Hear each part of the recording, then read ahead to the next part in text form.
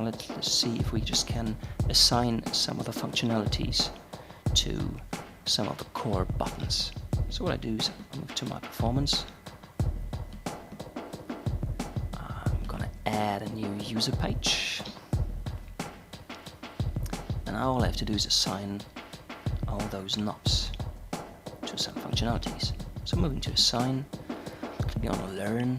The first thing that I want to do is have an easy option to switch on and off all the effects. So what I do is I pick that one to turn that one off, pick that one to turn the equalizer off, pick that one to turn the compressor off, and I pick that one to turn my reverb off.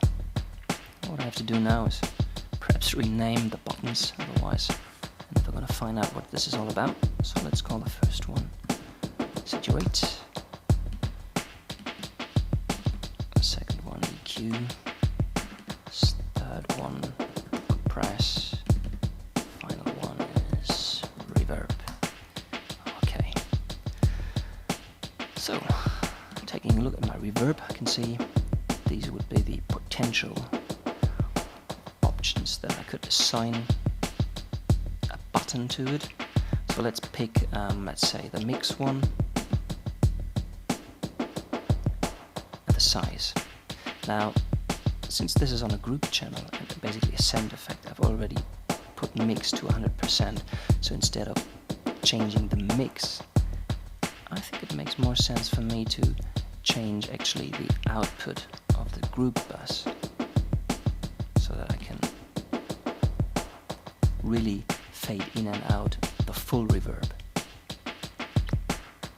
And for number second, I choose the room size, so that I can change the room size of my reverb. Let's rename that one to room size. Let's rename that one to mix level. Okay. Let's get to the compressor. Look at that one. What would make sense? Well, I'd say threshold and ratio. So let's pick that one for threshold, that one for ratio. Okay. Let's move to my equalizer. As you can see, I've got 4 bands. So let's just pick the gain of each of the bands and assign them to one of my knobs.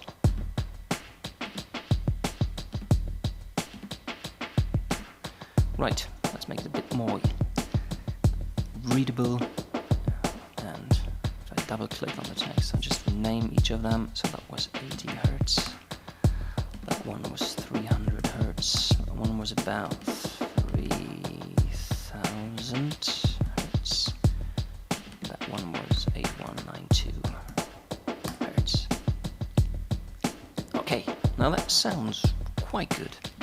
One thing that you might notice is that if I switch on my reverb, pushing the button, and it's illuminated, what it actually does is it turns off my reverb, because I've used the bypass functionality that is automatically selected when I push on that icon.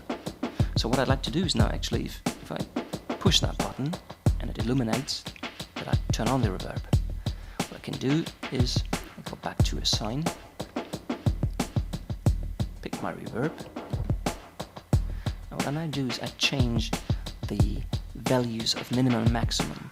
I just move minimum right on top of maximum, and I'm thereby switching the functionality of that button. As you can see, the button is off, it's not illuminated, and the effect is off. So if I turn it off, turn it on, it just turns really the effect on. So let's do this for all the other ones.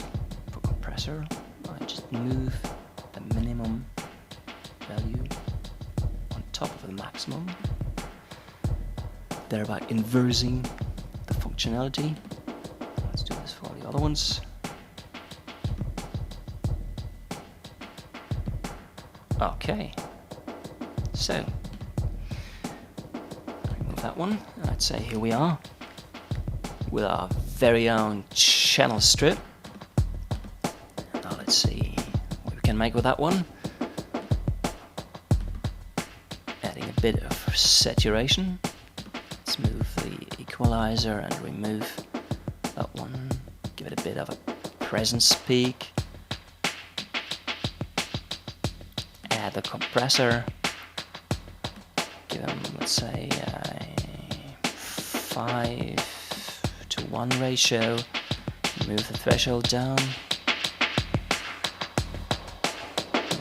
You should now hear that the compressor is already kicking in.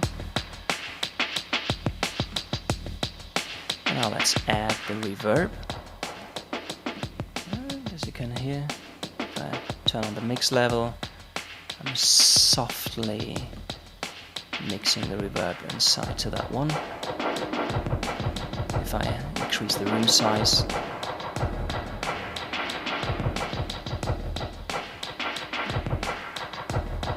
well, here we are.